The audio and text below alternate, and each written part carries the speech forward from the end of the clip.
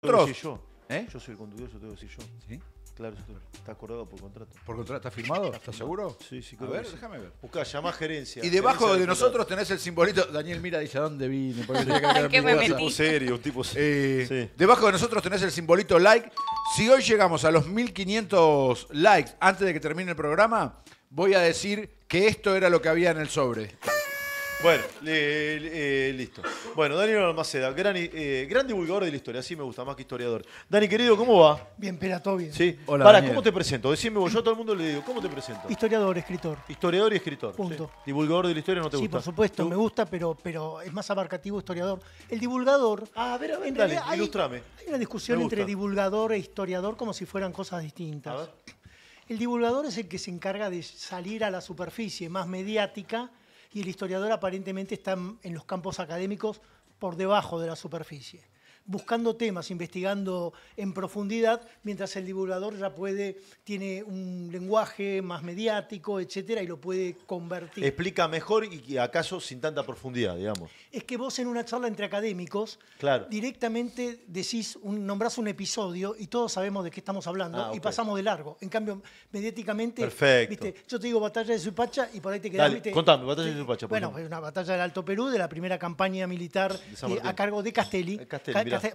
O sea, al Perú, producto justamente de la Revolución de Mayo, la primera campaña, y ahí se generó Suipacha. En Paraguay tuvimos la batalla de Tacuarí, por ejemplo, Suipacha y Tacuarí. Ah, Con San Martín está tuvimos Maipú y Chacabuco. Fíjate que- Sí. Las calles que se Sí. cruzan de la ciudad. Sí. Pero Pará, vos que sabés- pará. Ahí vos, Carlito. Ya le empiezan a decir, y tal es divulgador, yo no te voy a... Porque viste acá cómo es el ida y vuelta. Y tal persona es divulgador, historiador. No te voy a someter a eso. Así que no, porque no te voy a hacer hablar de colegas. No te voy a hacer hablar de No, colegas. pero vos sabés que ahí hay un tema interesante. Así que no pregunten de eso. Para mí, lo más interesante de la profesión es los archivos, es buscar cosas nuevas, es tratar de aportar fichas o piezas al rompecabezas de la historia argentina. Buenísimo. Muy bien. ¿Qué ocurre? Si vos lo único que haces es leer libros de otros autores y escribir tus libros en base a los 20 libros que se escribieron antes, ahí te quedás un poco a mitad de camino porque Revisionismo. no estás aportando nada. El revisionismo es muy bueno en todos los campos, porque de hecho los que no nos consideramos revisionistas, como se llama ahora, revisamos la historia todo el tiempo. El revisionismo, como se planteó en los últimos años, es una especie de juzgamiento de la historia, ¿no? Contar la otra historia, esta cosa. Buenísimo. Y tú convertirnos en jueces de la historia y decir Buenísimo, qué está buenísimo. bien y qué está mal. Yo voy a decir qué está bien y qué está mal. Analizar el pasado con ojo del presente, digo yo. Bueno, eso es una mirada absolutamente ridícula porque Claro. no podemos, o sea, te digo, a nosotros nos daría un poco de vergüenza conocer las actitudes de nuestros abuelos de 1800, Claro. porque eran completamente distintos a Claro, nosotros. claro. Y no era maldad, era otra sociedad, era otro mundo que justamente siempre tuvo resistencias y fue cambiando. Qué bueno, ¿Vos sabés una boludo. cosa? Dale. Genio. Los restaurantes aparecieron hacia 1870, un poquito antes tal vez. Sol no pisaba un restaurante ni a palos, porque no podía tener mujeres en los restaurantes. Las reuniones eran nada más que entre hombres. Vámonos. ¿El restaurante nace en la Ciudad de Buenos Aires antes de la generación del 80? Ahí, Ah, un poquito antes, ¿no? Empiezan a aparecer algunos lugares, digamos, Para comer. para comer de noche, porque Bien. empezamos a tener una iluminación Sí. a gas que nos permitía andar de noche, ¿no? Pero si querés vamos hasta 1810. ahí, es en 1870. Yo Dale. con Sol, ¿podríamos ir a comer? No. Sol no entraba. No, eran los restaurantes, De entrabas hombres. y eran muy grandes, salones muy amplios y todos hombres por todos lados porque eran banquetes, cosas importantes de nosotros que ellas no, ¿viste? Claro. Era así la cosa. Quizás por eso algunos clubes, a mí me apasiona la historia de los clubes, muchos clubes que tienen su raíz en aquella época, todavía algunos no receptan en algunos salones a las mujeres. ¿Será por eso o no? Bueno, en general los clubes fueron de hombres, los clubes eran políticos y deportivos. Es decir, vos lo que llamás hoy comité, antes llamaba club. Entonces los hombres se reunían en ese club a discutir estos temas de política y en el campo... El jockey era político entonces, por ejemplo. Exactamente, el jockey, sí. El jockey empezó ya con el deporte del turf. Ah, ok. ¿Entendés? El jockey empezó con el deporte del turf. Y el Club Universitario Buenos Aires, que Cuba. sigue, Cuba, también empezó ya como como actividades deportivas, ¿no? Pero fíjate que ahí también hay otra característica muy particular, porque mencionaste, pensé que sos fanático de los clubes. Los clubes la mayoría se fundaron el 25 de mayo de tal fecha, el 1 de enero, el 9 de julio. Era el día que tenían libre, porque se laburaba de sol a sol todos los días, salvo el domingo a la tarde. Era el día que tenían libre, que podían jugar a la pelota o juntarse y decir, che, hagamos un club. Che, Daniel, 18 de mayo de 1810 llega un barco. ¿Cómo es? A ver, ubicaron ahí en eso. Llega un barco con noticias, o el 17 de mayo. ¿Cómo es? Ubicaron en esa época. Nosotros estamos en Buenos Aires con una preocupación. A ver. Napoleón había había tomado España, había secuestrado a Fernando VII y en Río de Janeiro estaba un hermano que era rey de Portugal y una hermana que se llamaba Carlota Joaquina, que era una llamada regente que estaba como a cargo del gobierno a la distancia, ¿no? Del gobierno de España, Carlota. Entonces, nosotros acá en Buenos Aires estábamos muy preocupados porque no estaba el rey. ¿Y a quién le respondíamos? ¿A Cisneros, al virrey, o no? Teníamos el virrey Cisneros, que era representante directo del rey. Virrey era directo del rey. Entonces, él tenía autoridad, era discutible. ¿Qué pasó en España cuando ocurrió lo de Napoleón? Se formaron juntas. La Junta de Sevilla, la Junta de Cádiz, la Junta de 20 juntas que gobernaban en nombre del rey, ¿no? Juntas de vecinos. Entonces, era como la resistencia. Eran grupos de resistentes, exacto, que trataban de llevar adelante un gobierno siempre respetando lo que se llamaba la soberanía de Fernando VII, ausente. Sí, preso en Italia, ¿no? Estaba preso en Italia, exacto. Sí. Bueno, ¿qué ocurrió con estas juntas? En Buenos Aires había un grupo que se llamaban. Había dos partidos políticos. A ver. Los juntistas, que eran los que querían que obedezcamos a las juntas, y los más raros, para esa época, que eran los carlotistas. Los carlotistas decían, no, nosotros no respondemos a la junta, respondamos a Carlota, que es la única Borbona que está más cerca, acá en disponible. Río de Janeiro. Entonces, entre esos carlotistas estaba Rodríguez Peña, Belgrano, Castelli, Saavedra, etc. Había un grupo muy grande. Cuando llegó el famoso barco... Moreno estaba del otro lado. Moreno estaba cerca de Álzaga, o sea, Moreno era el abogado de Álzaga. Claro. Y Álzaga todavía era juntista y muy español, ¿no? Pero cuando llegaron las noticias, una noticia importante en España, que salió en un diario de España, un periódico, el 2 de febrero.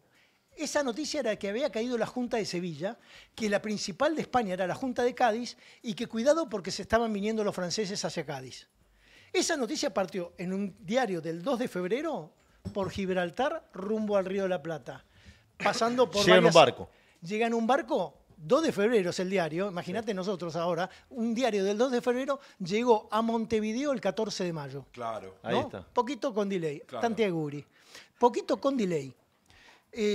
Cuando llegó... Venían por los vientos alisios. En ese momento soplan los vientos alisios que son siempre en una misma dirección y constantes. Porque vos tenías solo barcos a vela. Y entonces la única posibilidad que tenías era de darle bola a la naturaleza y que los vientos alisios te cruzaran. Algo que vio don Cristóbal Colón cuando justamente pudo hacer el viaje, porque si hubiera tomado rutas más al sur y se le hubiera costado mucho más. Sí, muchos dicen, perdón el paréntesis, muchos dicen que para Colón lo difícil no fue descubrir América, sino volver. No. No, lo que dijiste, lo dijiste con la palabra precisa. Descubrir significa dejar de cubrir, quitar el velo, claro. Develar. Descubrir es dejar de que esté cubierto. El descubrimiento de Colón, el viaje importante, no fue llegar el 12 de octubre a las 3 de la mañana a las costas de una isla de América. El viaje del descubrimiento es volver para contarlo. Claro. Volver para contarlo. Ahí se genera, porque le quitó el manto que cubría América al resto de Europa y del... Volvemos al 14 de mayo de 1810, Montevideo. Llega el barco. 2 o 3 días queda esos diarios en una caja hasta que pasan a Buenos Aires, a la aduana, y en la aduana, el 18, finalmente abren esa caja y se enteran de la noticia. Van a verlo al virrey, las autoridades del Cabildo, a la noche lo van a ver al virrey y dice, acá sí, cuando este diario corra, cuando esta noticia corra, van a ponerse los ánimos muy caldeados. Hagamos un bando, preparemos todo, y esa noche prepararon un bando que en realidad se imprimió al día siguiente. ¿Qué es un bando? Un bando era un cartelón que pegabas en las calles anunciando las principales noticias. Tenías al pregonero, que daba vueltas por la ciudad. Gritaba viva voz, ¿no? Que gritaba viva voz las noticias. El pregonero en general era un empleado de la cárcel que en realidad siempre tomaban un preso para que hiciera estas actividades. En este caso el negro Bonifacio se llamaba el pregonero. Y después tenías estos cartelones. Entonces andabas a caballo, alguien venía a caballo, los pegaba por ahí por allá y vos te dabas cuenta de las noticias. Y mirá qué interesante, porque la Gaceta de Moreno tiene una lógica análoga. La raíz de la divulgación de las ideas a través de la prensa eran ideas políticas, básicamente. Sí, él traduce a Rousseau, Moreno. Exactamente, pero por supuesto. Y lo publican en la Y las ideas que llegan son las de Rousseau. Y Moreno, que era el que comandaba, digamos, la estrategia política, había planteado que cuando vos tuvieras buenas noticias se imprimieran más ejemplares y que cuando las noticias fueran más jodidas bajemos la cantidad de... Sale el pregonero a vociferar la noticia y está él... Están tratando ellos de frenar... ¿Pero cómo se llama lo que colgaron? El bando del virrey. Pero esto era para tratar de frenar el impulso de los patriotas o carlotistas, ¿no? Los juntistas eran los que aprobaban las juntas de España. La casta. Mantener el statu quo, ¿no? Y los carlotistas eran los que querían hacer ruido. Entonces, cuando van a imprimir a la mañana, antes de que salga el bando y todo, uno de los que imprime, que se llamaba Agustín Donado, era muy amigo de Belgrano, era carlotista y dijo, se enteró de lo que iban a imprimir antes de que se imprimiera, y ahí le avisa, va a buscar a Belgrano, y Belgrano se había ido a la zona de Vicente López, lo que es hoy la zona de Vicente López, estaba descansando. Va a verlo a Castelli y también se había ido, porque Belgrano y Castelli eran primos, se habían ido juntos. Y entonces busca a Paso y a Rodríguez Peña, les avisa y ahí empieza a correrse la bola.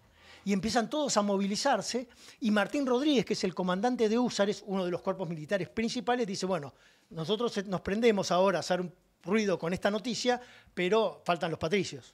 ¿Y dónde está Saavedra? Se había ido también para la zona de Vicente López, nada que ver con estaban todos como descansando, nadie esperaba la noticia.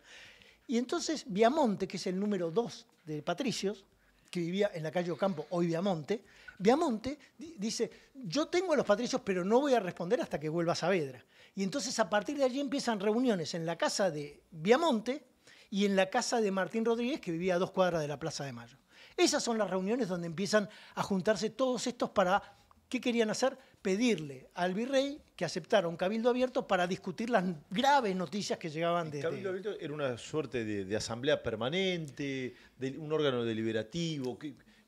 Bueno, llamemos ¿Cómo lo podríamos describir? Al cabildo principal lo llamemos cabildo cerrado, que es un nombre inventado en este momento, con disculpas. Un cabildo cerrado era el grupo de vecinos que gobernaban lo municipal, la justicia más local, controlaban la aduana, digamos, llevaban todo el gobierno local, municipal, si se quiere, de Buenos Aires. Ese es un cabildo cerrado, con los funcionarios convocados. El cabildo abierto es, vengan todos los vecinos. Claro. Todos los vecinos, que en esa época vecino se les llamaba al que tenía una propiedad. Ah, eso. Decir, no todo el mundo era vecino. Había esclavos. Por supuesto, mucha esclavitud. Claro. El 30.000... El esclavo no era vecino. No, y las mujeres tampoco. Ah, claro. El vecino era un hombre que tenía propiedades y mayoría de edad, etc. Álzaga era vecino. Recontra. Belgrano era vecino. Belgrano era. Todos los nombres que nosotros conocemos eran muy vecinos. Pero justamente a ellos, esa era la palabra pueblo. No hablaba de toda la población, sino de los vecinos, del vecindario. De una élite, básicamente. De la élite, por supuesto. El ciudadano griego, digamos. El ciudadano griego. Bueno, acá tenías 4 grupos, ¿no? Los militares, la iglesia, los abogados y los comerciantes. En ese grupo tenía que discutirse todos estos temas. Así que hubo una presión para que finalmente el virrey convocara al cabildo abierto. El lunes, bueno, Saavedra volvió, Belgrano, Castelli y todo. ¿Se convoca él 22? Y el 21 a la tarde se convoca para el 22. Ahí está. Y ahí el 22 dicen, bueno, ¿dónde lo hacemos? Siempre, por supuesto, tiene que ser en el Cabildo, pero en el Cabildo no había una sala para 400 personas que se invitaron. ¿Dónde metés en un Cabildo a 400 personas? ¿Dónde las sentás? Y ahí, y ahí decidieron hacerlo en el balcón. El cabildo era más grande que el actual, entonces tenías un balcón corrido, diríamos hoy, que te permitía tener a toda esa gente. Abarcaba ambas avenidas, ¿no? A los lados del cabildo, ¿no? Exactamente, lo que es la avenida de Mayo y Roca, y la avenida Roca.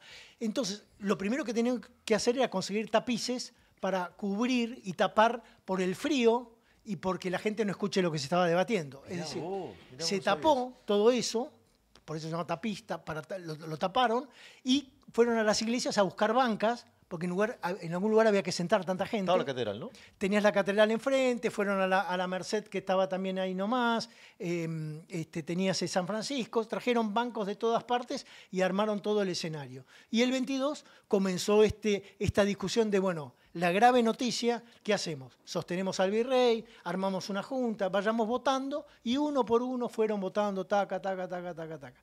Bueno, era tanta la gente y lo que se hablaba y se decía que en un momento hubo que pedir a un fondero, voy a decir la palabra actual, un delivery, porque la cosa empezó a las 8 de la mañana y terminó a las 12 de la noche. Claro. El último de votar fue cerca de las 12 de la noche. El fondero tenía la fonda, iba a la fonda a buscar la comida. De la fonda traían bandejas con platos, botellones de vino, como los majuanas, digamos, de vino, para los muchachos, chocolate caliente. ¿Cómo se decían las botellones de vinos? ¿Bordaleza? Bordaleza. Bueno, sí. claro, sí, por supuesto. Bordaleza. De un vino criollo que hoy a nosotros nos generaría un poco de, ¿viste? Un poquito de acidez. O sea, un poquito de acidez, ¿viste? Un sommelier no te lo aprueba.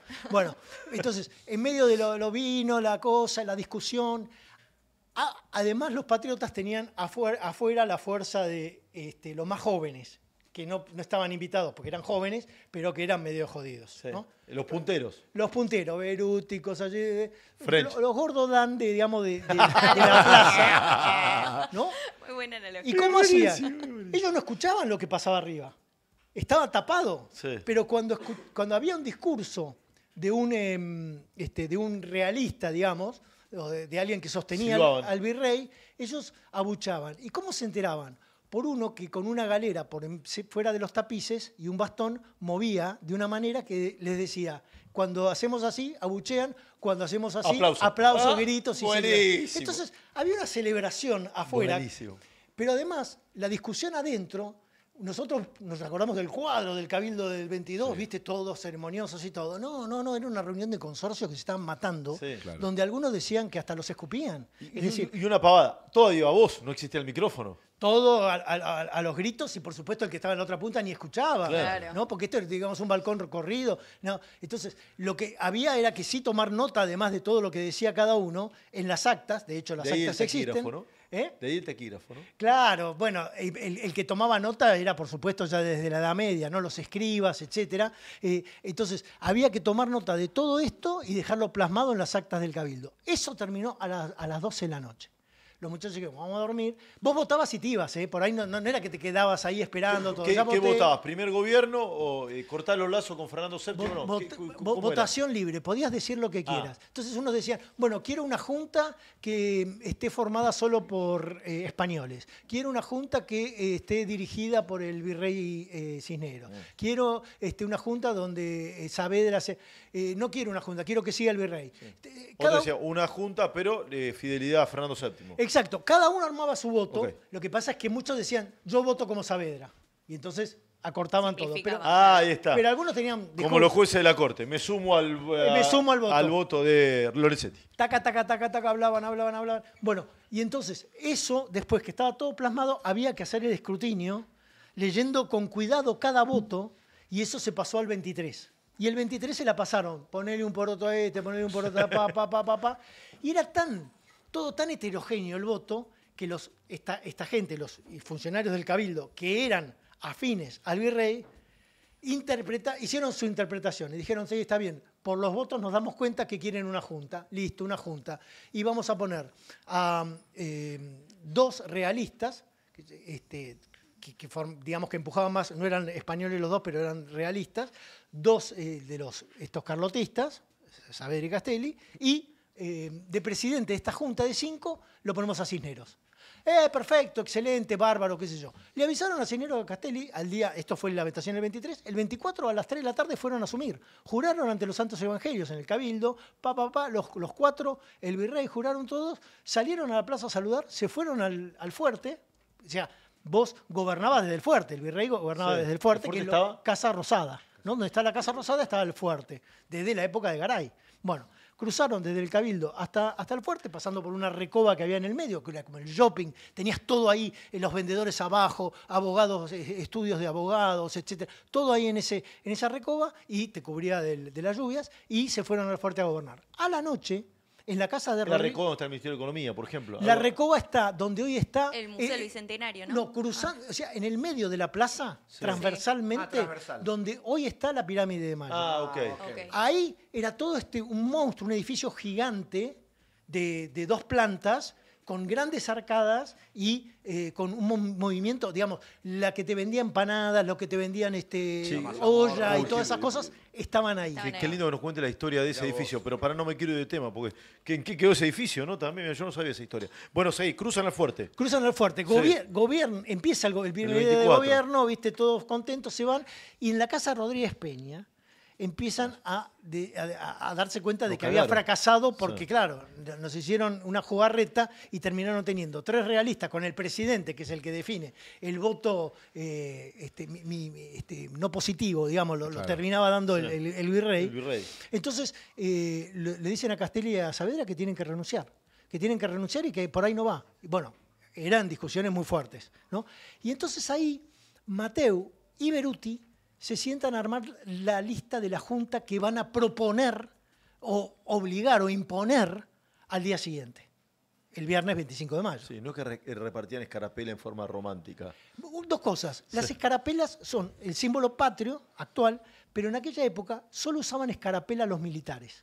En el combate, casi todos usaban uniformes o no tenían uniformes. En el campo de batalla se distinguían por unas escarapelas de este tamaño, eran así de grandes, y por los colores que defendían, que iban en esa escarapela, ¿no? Muy bien. Lo que se repartían eran las cintas, porque entre los civiles no había escarapelas. ¿Cómo iba a haber un civil con una escarapela? Y eran borbónicos los colores. Es muy curioso porque allí tenés los colores del manto de la Virgen, Claro. los colores que usaron los Borbones del manto de la Virgen Ajá. y muchas de los colores que se usaron en Buenos Aires tenían que ver justamente con el color de los Borbones. Por ejemplo, los húsares de Porredón Claro. usaban el color de los Borbones y los patricios también usaron el celeste y blanco. Ahí te voy a decir algo medio Qué interesante difícil de digerir. Felipe VII era Borbón, ¿no?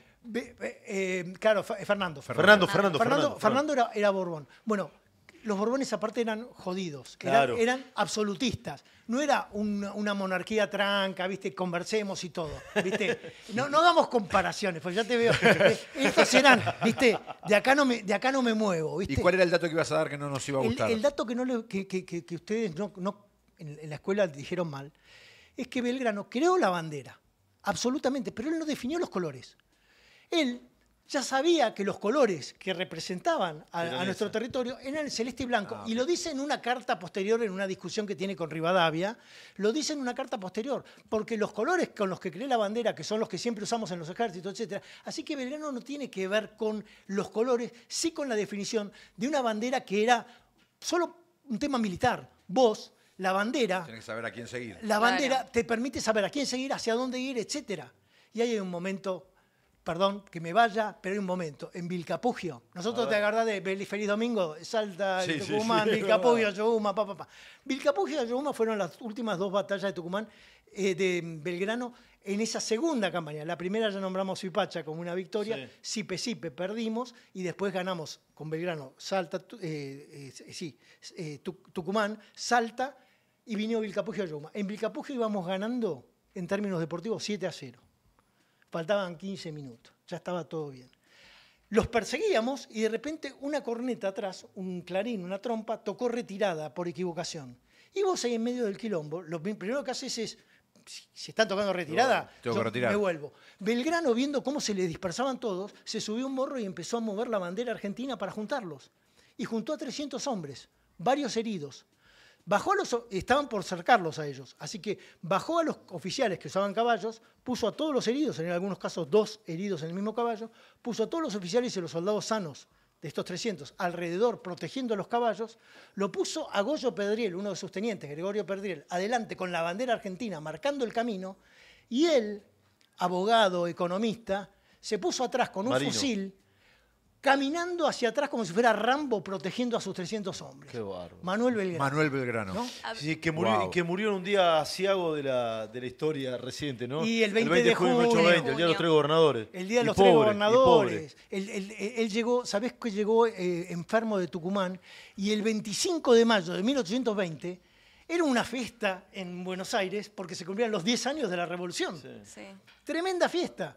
Y él estaba enfermo en su casa y ese 25 de mayo llamó a un escribano para redactar su testamento. Espere, propongo esto, porque tenemos media hora más de programa, es un lujo escucharlo, la verdad es maravilloso, Tremendo. estamos todos en rol de alumno preguntando. Yo en 15 minutos los dejo y van a seguir la entrevista con Sol y con Carlitos. Vamos al 25, estamos al 24 y después vamos con todas las preguntas, ¿les parece? Claro. Ay, Vamos, sí. dale, vamos. Vamos, entonces... 25. Sí. Viernes 25 de mayo. Día de lluvia, complicado. Eso a los patriotas... Ya le- teníamos una lista, digamos, habíamos armado La una lista se armó a la noche, Sí. se conformó esa noche y esa misma noche salieron a buscar firmas de los vecinos que dijeran queremos a esto, queremos a esto. Firmaron todos los chicos, firmó todo el mundo, empezó y empezaron a juntar esas firmas para decirle a Cabildo, mirá lo que dice el pueblo. El pueblo quiere esta junta, no la que ustedes formaron ayer. Y entonces, Ya era de 3, ¿no? Estaba planteada de 3. la primera junta era de 5 Sí. y esta era de 9. Ah, ok. Saavedra, Paso, Moreno, Ascuénaga, Belgrano, Castelli, Larrea, Mateu y Alberti. Perdón, y Alberti. Y Alberti. Alberti con T. Alberti era justamente representante de la iglesia, Larrea y Mateu los de comerciantes, entre los militares Ascuénaga y Saavedra y los otros abogados. Muy bien, armaron esta lista, ¿no? Y siguieron juntando firmas a la mañana y el Cabildo se puso a deliberar. El Cabildo deliberaba en el piso alto. El piso alto que lo tuvieron que construir porque la gente cuando deliberaban los escuchaba en las ventanas, en verano abrían las ventanas y los escuchaban, entonces dijeron, bueno, vamos a hacer un piso más alto y vamos a deliberar ya Para que la gente no escuche. para que no escuchen lo que deliberamos. Entonces, estaban deliberando y en un momento empezaron a gritar los pocos que se juntaban afuera porque el día de lluvia no tuvieron la convocatoria que pretendían los patriotas y entonces algunos, entre ellos Belgrano, le fue a golpear la puerta y decir, miren, decídanse porque ya la gente ya tomó la decisión. Esta es la lista, así que decídanse cuanto antes. Y sabían que los húsares y los patricios, y ahí estaban a favor de ellos, y ahí dijeron, bueno, no tenemos más remedio, está bien, aceptamos esta junta. ¿Cómo la fuerza militar termina Bueno, termina inclinando, cuando ¿no? Cisneros aceptó que hubiera un cabildo abierto, el 21 de mayo, mirá, justo. Buena fecha. Buena fecha. Buena fecha. Día como hoy. Cuando el cabildo aceptó, cuando el virrey aceptó, fue porque le informaron que afuera en la plaza estaban justamente formados, en las esquinas, los patricios y los húsares. Y también lo que era su escolta, que eran los granaderos de Fernando VII, que eran la escolta del virrey. Así que todo se dio cuenta que afuera en la plaza los muchachos estaban para otro lado y entonces firmó y dijo, listo, vamos para allá, ¿viste? ¿Qué vamos a hacer? Sí, ¿y el 25 de mayo entonces? Y entonces, a la mañana, viendo la presión que estaban ejerciendo, esta gente aceptaron que el pueblo quería otra cosa y aceptaron los nombres de la Junta sin tocar nada. Ajá. Y a las 3 de la tarde volvieron al ejercicio de jurar ante los santos evangelios, crucifijos, desempeñar, y se fueron al fuerte y empezaron a gobernar. Y así terminó el 25 de mayo Pero todos con el le juran triunfo de los fidelidad a Fernando carlotes. VII. Se llamaba Primera Junta de la Soberanía de don Fernando VII, ¿no? Primera Junta provisional, porque aparte decían, es provisional, hasta Claro. que vengan después cuando podamos avisar a los otros cabildos, por ahora es provisional. Junta provisional, no decían primera, Junta provisional gubernativa a la soberanía de don Fernando VII. Todos respondíamos a la soberanía de Fernando VII, pero eso era absolutamente natural. Es decir, desde el virrey saltar a ahora somos Claro, claro. Eso Era una escala. necesitaba todavía conversarse con todo el resto del territorio. Era el primer paso, ¿no? Claro. No tiene nada que ver con la independencia del país. No, es la Eso autonomía. después. Lo que Claro. logramos es la autonomía. Por primera vez nombrábamos autoridades por nosotros mismos y no nos las imponían desde España. ¿Cuánta gente Clarísimo. vivía en Buenos Aires en ese? 30.000 personas. 30.000 personas. Sí, sí, sí. Teníamos una plaza de toros en Retiro. ¿Viste que hay una parte circular en Plaza San Martín? Como que das Sí. una vuelta Sí, en auto. sí, por sí, Plaza- sí. Bueno, ese círculo era de la Plaza de Toros. Frente al jockey. Frente al, Cancillería. al Círculo Militar. Frente al círculo militar, Frente perdón. Frente al Círculo Militar. Perdón, Muy frente al bien. círculo O a militar. Cancillería, ¿no? O Digamos, del Cancillería, otro sí. lado, Cancillería. Bueno, ese círculo era la Plaza de Toros. La Plaza de Toros era para 10.000 para 10.000 espectadores. Mierda, Se nos fue la mano. Eran 30.000 habitantes y tenía, o sea, nunca lllenabas la Plaza de Toros. Pero para veas la magnitud y además un poco de cómo se entretenían los muchachos en aquella época. ¿Los esclavos podían ir a festejar o no? No. Tenían, a ver, mucha gente, inclusive vecinos naturales, que estaban afuera o que vivían un poco más alejados, ni se enteraron de toda esta movida. Y eso es muy importante por algo que dijiste vos. Si se repartieron las cistas celestes y blancas el 25 de mayo. No se repartieron, no existían. No existían. ¿Sabés cuándo existieron? Al año siguiente, en marzo. Hubo un movimiento tan fuerte en la plaza, nosotros después lo conocimos como Asonada del 5 y 6 de abril. Claro. Hubo un movimiento tan fuerte en la plaza, a fines de marzo, donde French y Beruti les ponían cintas celestes y blancas a los que apoyaban ponerle a Moreno, a los morenistas, etc. Y ahí aparecieron las cintas. ¿Por qué te lo digo esto? Porque mucha gente ni se enteró del quilombo del 25 de mayo como nosotros lo vemos, y sí al año siguiente nadie se dejó de dar cuenta de lo que había pasado en la plaza porque venían de todas partes de gauchos, un montón de gente muy rara. Qué lujo tener Sí. esto. Completamente. Yo en 3 minutos tengo que dejar Récord de esto, pero gente. el programa, Esperá, dos cosas el programa quiero sigue porque tengo, inicio mi primer programa en La Nación, después tú también a la noche. Pero te vas a quedar con los chicos, Daniel. Sí, me ¿te quedó, parece? pero Que eso quería Sí, decir, eso, el libro, dos cosas. sí. Porque Es empezás un a lujo escribir, que no empezás sé. a escribir ficción basado en una historia real. Exacto, bueno, encanta. no, a Carlito le gustan los temas policiales. Caballeros de la Noche fue mi primera novela policial, que es una banda de inmigrantes que se formó en 1880 para robar un cadáver de la Recoleta y pedir la recompensa. recompensa. ¿no? Esta banda se llamaba Los Caballeros de la Noche porque de día eran personas normales y de noche eran unos sinvergüenza, ¿no? Claro. Bueno, esa fue la primera novela, pero todo un hecho real. Es decir, estoy diciendo algo que ocurrió. Afanaron de la Recoleta el cadáver de Don Inés de Dorrego y pidieron rescate. Claro, ¿no? una locura. Con una policía en recién formación, porque la Policía Federal nació justamente con la Capital Federal en 1880. Bueno, esta es la historia, que todavía no salió, es un libro que va a salir. Ajá. Le ¿Cuándo faltan- lo presentás? Le faltan un par de semanas todavía. Ah, bien. Bueno, este libro es la historia de unos inmigrantes y un crimen que ocurre en un conventillo, en un inquilinato, son la mayoría napolitanos, en un inquilinato el 1 de enero de 1881. En la celebración de Año Nuevo se había planificado un crimen. Y casi no nos enteramos nunca hasta que el jefe, Marcos Paz, recibió un anónimo en la jefatura de policía diciendo hubo una muerte en tal conventillo. El crimen de Año Nuevo. Sí, es totalmente real, el crimen de Año Nuevo, acá lo tenemos. Ahí se quedan con los chicos. Yo les invito a que sigan el programa, por supuesto. Hay un montón de gente siguiéndolo, Sí, muchísima. siguiendo a Daniel. Muchísima. Creo que tenemos Sí, récord mucha. de gente escuchándote, lo cual... Gracias. No, gracias a la audiencia, si nosotros no tenemos nada que ver. Yo te quiero hacer una pregunta que no tiene nada que ver, pero por ahí me decís, no lo sé. ¿Cuál fue el mejor presidente de la historia, Daniel?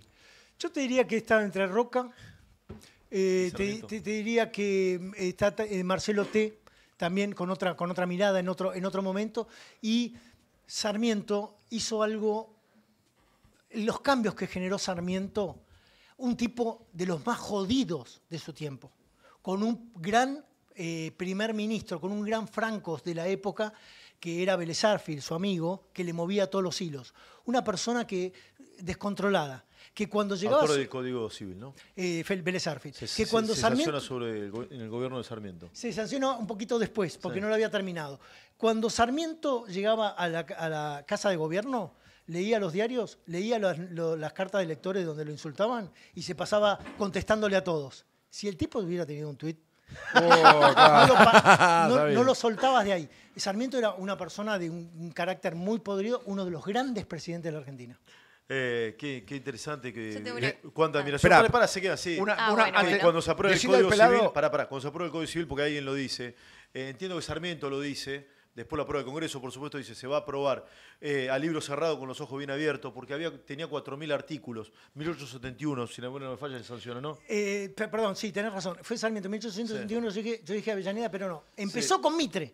Mitre fue el que lo puso a Vélez Arfield a laburar a esto, y Sarmiento hay el un que libro lo... súper interesante, me tengo que ir a La Nación, pero esto, corto, hay un libro súper interesante de los debates y la discusión que tienen Dalmacio Vélez Arfield y Alberdi. Claro. Dos codificadores distintos, Claro. uno quien escribió las bases y fue el instrumento central de la Constitución Nacional, y el otro que fue Vélez, inspirado en Freixas, que era un brasileño, que hizo el Exactamente. Código Civil. Las discusiones, ellos estaban peleados, las discusiones entre ellos son memorables, hay mucho de esto para leer, ¿no? Sí, exacto. Es Sarmiento se prendió a esa discusión Sí, también. es No se la buenísimo. perder. Para los que les gusta el Grandioso. derecho, yo soy un apasionado del derecho, no soy abogado, pero soy un apasionado del derecho. No soy quien para recomendarlo, a mí me encantó. Totalmente. A mí me encantó. Es interesantísimo. Muy Alberdi y interesante. Vélez Arfield. Dani, ¿te quedas con los chicos? Sí, claro, querido. Toda mi admiración a tu trabajo. Creo que hizo el programa Escuchá, más visto decile, del mientras cine. está yendo, Sí. explícale por qué le dicen Chespirito a Roberto Gómez Bolaño. Porque hacía obras de teatro Ah. cuando era chico y era como el pequeño Shakespeare. Shakespeare, hito. Porque yo lo peleo a Carlito con esto. Pregunta, Sí. Sosito, dale. Sí. ¿Por qué Fernando VII designa a Belgrano para administrar la economía del virreinato? Bueno, ¿Por qué confía en un criollo? Exacto. En realidad no fue Fernando VII, ya venía de antes. Lo que pasó fue lo siguiente. Belgrano, el padre de Belgrano eran 12 hermanos. Sí, un montón. Belgrano, padre, dijo, el que me va a seguir a mí en el comercio va a ser Manuel, que es como el más vivo, el Fue más el primer avispa. economista patrio. Y ahí va a la cosa. Él viajó para estudiar comercio exterior. Y en el barco decidió que quería ser abogado. Y le mandó una carta a los padres que le bancaban todo el viaje diciéndole, no, voy a estudiar Derecho. Y mientras estudiaba Derecho, se entusiasmó con la economía. Y la economía no se estudiaba en las universidades. Claro. Solo te juntabas un grupo de estudiantes así y leías textos de economía. Y en ese contexto del entusiasmo de la economía, él no se recibió de nada, pero se volvió un hombre, se recibió, perdón, de abogado, pero de doctor en leyes, pero de economía no se recibió, no existía un título. Pero volvió con 23 años, Wow. ¿no? Volvió como un gran economista en 1793 y ahí lo pusieron como secretario del consulado, que era el cargo de economista más importante del territorio. Los que conocían a Belgrano antes de la Revolución de Mayo, lo conocían más por sus calidades de economista y no por ser abogado, porque nunca ejerció. Claro. Salvo un caso que tenía que ver con la familia, él realmente era un fanático de la economía. Por Y eso hablaba de corrupción, de contrabando en esa época. estaba muy preocupado por el contrabando, estaba muy preocupado por las economías regionales. Él decía, en Salta hay que hacer tal cosa, en Córdoba hay que hacer tal cosa. O sea, tenía muy claro todo ese panorama y para los señores de la época virreinal que estaban muy acostumbrados al monopolio, etcétera, y este chico joven Belgrano les hacía un poco de ruido, ¿no?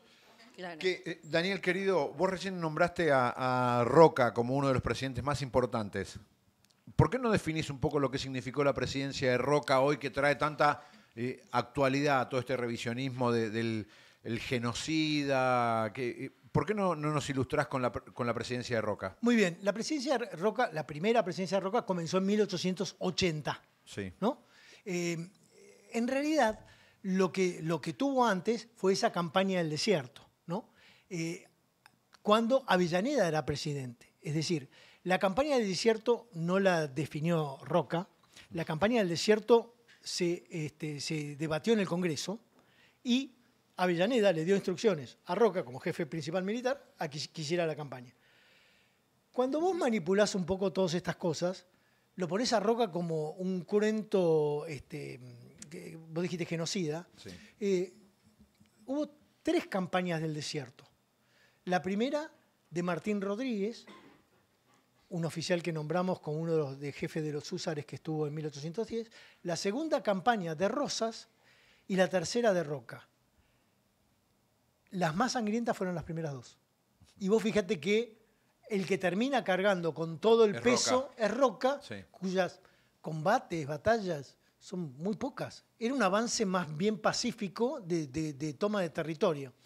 ¿Y por qué la presidencia de Roca tiene un peso muy importante? Porque es el momento en que ya define como política institucional abrir el país a los extranjeros.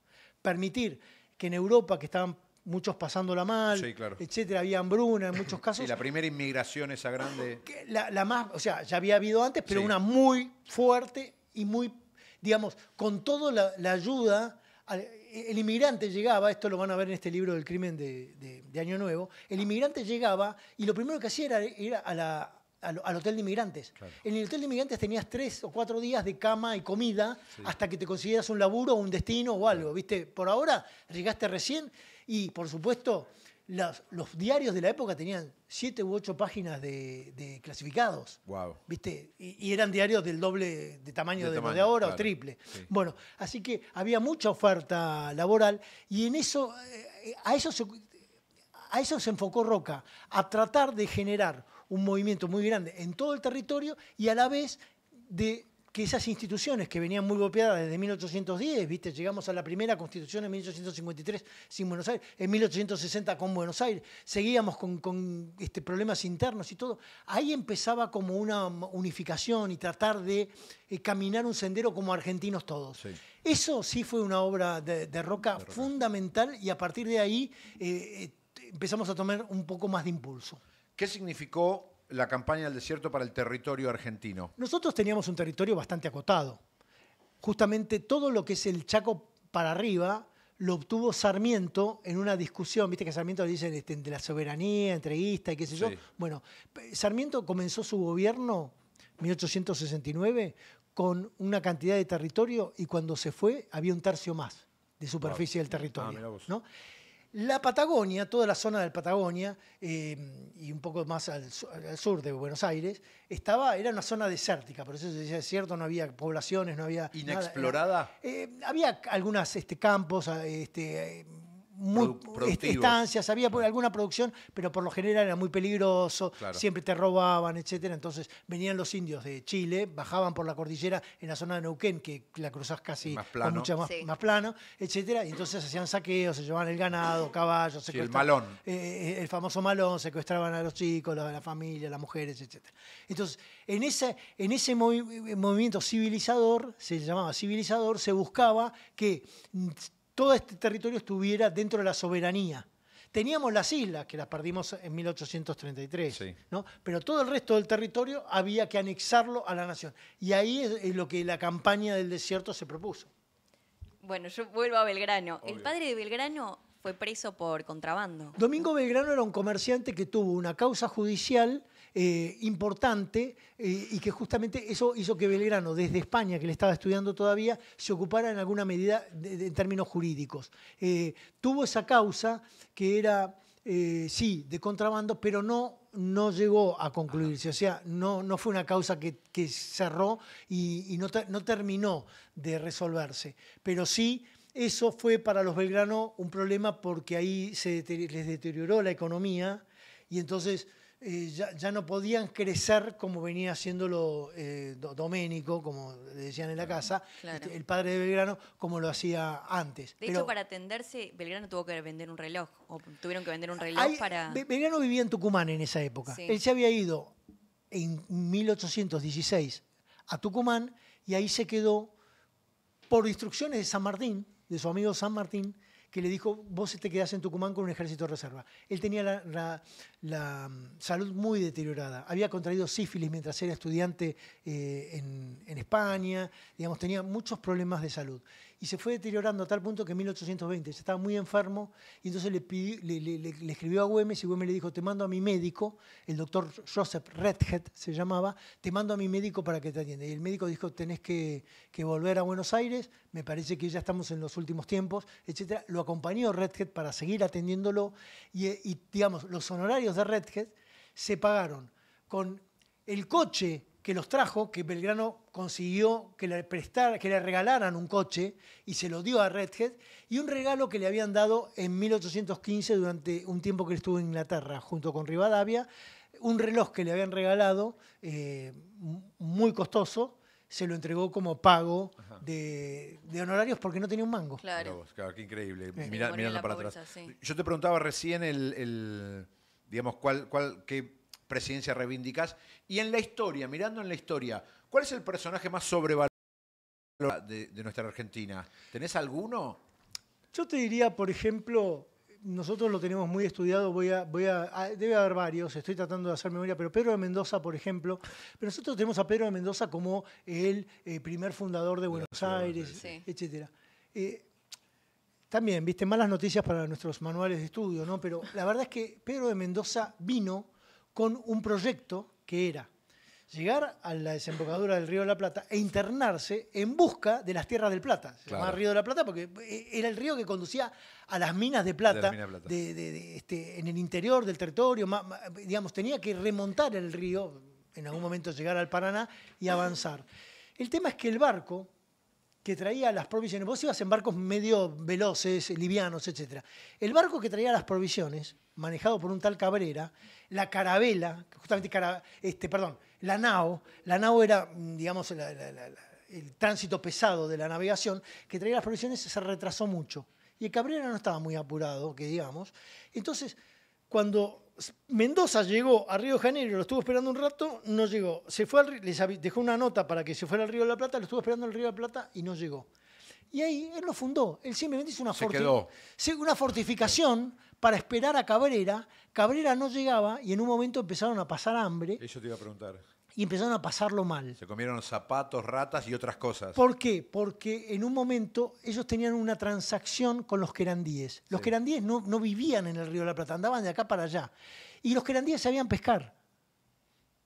Los que vinieron a la expedición nadie sabía pescar. Vos los que trabajaban, los marinos, no sabían pescar. La pesca no era una actividad de los marinos, digamos, era el comercio, el transporte, pero no la pesca, eso era otra cosa. Bueno, y entonces los querandíes le pescaban, le conseguían o cazaban, y ellos les daban algunas cosas a cambio, ¿no? De ropa, etc. En un momento les discutieron a los querandíes que les traían pocas cosas, los querandíes dijeron, listo, nos vamos, no nos interesa más, y ahí empezó la hambruna. Y mataron un caballo, de los pocos que había, no podías matar un caballo porque era lo más importante que podía tener un hombre en ese momento. Sí. Mataron un caballo algunos para comérselo. Y al día siguiente descubrieron los que se lo habían comido y los colgaron, los mataron y los dejaron colgados como escarmiento. Sí. Y a la noche fueron los demás a comerse a las piernas de los colgados. Los colgados, o sea, sí, así era a nivel del hambre. Y sí. Mendoza dijo, bueno, las botas y los cinturones que son de cuero, si quieren, tienen autorización para hacer un fuego y comer un poco de cuero. De cuero, ¿no? Una locura. El hambre era total. Así esa fue la primera fundación de nuestra ciudad. Bueno, que nunca fue fundación porque nunca hubo acta de fundación, nunca hubo conformación de un cabildo, todo lo que sí hizo Garay. Así que un poco Pedro de Mendoza perdió el control de esa situación y finalmente Cabrera no apareció. Cabrera llegó al Río de Janeiro y dijo, no, me voy para el norte. Claro. Y se fue para el norte. Así que, bueno, Cabrera también un personaje. Vamos ya con las últimas que estamos llegando al final. Dale, Sol. ¿De dónde nace la tradición del locro? Todas las comidas de olla eran de esa época, del 1800. Y el locro era una comida muy de olla del norte, de los quechuas. De la parte del norte argentino, más el Alto Perú, Bolivia, Alto Perú, Bolivia, Perú, etc. De ahí salió el locro. Las empanadas también son de esa época. Por eso nosotros siempre decimos locro y relacionamos como comidas tradicionales porque son los pastelitos, son todos de comidas de esa época. Ahora, los que les aclaro una cosa, si algún día llega Belgrano al futuro y lo queremos dar de comer una empanada, si lo sentamos a una mesa y le ponemos la empanada en un plato, el tipo dice, ¿qué les pasó? ¿Qué hace? La empanada se comía en la calle, era un bocado, eran chicas, era un bocado. Claro. Y nadie se le ocurría. Las empanadas norteñas. Bueno, de todo el territorio eran chicas. Sí. Entonces, a nadie se le ocurría poner una empanada en un plato y sentarse en una mesa a comer. Es como que alguien te traiga un canapé y te sientes en la mesa con un plato. O sea, era rarísimo. La comida de olla era muy importante en esa época, te diría uno de los principales platos en todo el territorio. Y también pobre, ¿no? Bueno, lo que pasa es que porque justamente acá, hoy digamos, uno dice, bueno, voy a Brasil, me pido una feijoada, el puchero. Lo que pasa es que eran todas carnes duras que la única manera que tenía de comerla era guisándola durante 10 años. 10 horas. Guisándola y trozándola, porque aparte las dentaduras de nuestros abuelos de aquel tiempo no resistían mucho, entonces la comida trozada era muy característica. Por supuesto el asado se hacía, pero en general... También buenas noticias para las chicas, las que preparaban los asados eran las mujeres. Mirá vos. El hombre preparaba el asado cuando se iba como recero, como de viaje, etc. Claro. En campaña, digamos. Cuando vos llegabas al rancho, ponías las patas arriba de la mesa y te prendías un pucho y la que preparaba el asado era ella. Dani, estamos llegando al final. Muchísima gente, cortita. te digo. Sí, obvio, más vale. Bueno, la respondo. Tengo una cortita. ¿Mariano Moreno fue el prócer más fiel, el que más amó a su esposa? Mariano Moreno era un fanático de María Guadalupe, se enamoraron en Alto Perú y realmente la quería mucho y valoraba mucho sus comentarios. Muchos quisieron a sus mujeres, pero realmente la relación de Moreno y Guadalupe la conocemos bien porque él no dejaba de mencionarla a Mariquita, María Guadalupe se llamaba, le decía Mariquita, nunca dejaba de mencionar a Mariquita y porque las cartas de Guadalupe también denotan, unas cartas que le escribió que él nunca le llegó a leer porque se murió en el camino, denotan que ella tenía mucho amor por él. Preguntarte dónde. Bueno, ya hablamos de tu libro. ¿Todavía no está la fecha de presentación? El crimen el de Año asesinato Nuevo. de fin de año. El crimen de Año Nuevo. El crimen de Año Nuevo, claro, porque es el 1 de enero. El 1 de enero, exacto. Está bien. 1881. Todavía no lo presentás. No, porque por ahora viene la salida Está bien. en junio. Estoy en offside. La editorial, no sé si le parece bien que yo muestre un libro antes de que se pueda... Tuvimos la primicia en Bondi. Absolutamente. Muy bien, Ay, tremenda qué mañana. espectacular. Y otra cosa. La gente ya te conoce, sabe cómo te pueden seguir, dónde divulgás vos tu conocimiento. Bueno, en mi Instagram, Dani Balmaceda. Vos, Carlitos, sos un Sí, fan, sí, sos un completamente. buen seguidor. Sí. Dani Balmaceda en Instagram y en las redes sociales también, en las otras redes sociales también estoy. Por Tenés último- unos librazos. Sí, totalmente. Sí, el de Amores Turbulentos yo lo saqué de ahí. Picante. Sí, el LAM de 1810. La última de verdad. ¿Por qué sirve estudiar historia? Porque te sirve entender de dónde venimos, las raíces. Porque cuando hay crisis, te tenés que aferrar a algo, te aferrás a las raíces. Conocer nuestro pasado nos permite muy bien entender muchas cosas del presente y con una mirada muy a la distancia darnos cuenta de lo que se está haciendo bien y lo que se está haciendo mal. Daniel, un placer enorme tenerte. Muchas gracias. Gracias, Gracias, Luco. hermano, gracias. Daniel Balmaceda, divulgador, historiador, yo creo que el más, no solo popular, que eso no significa nada, pero sí el más agudo al momento de dar a conocer nuestra historia. Gracias, Daniel, por haber Muchísimas venido. gracias. Placer, chicos. Espero que hayan Qué lujo. disfrutado ustedes también del otro lado. Sé que hay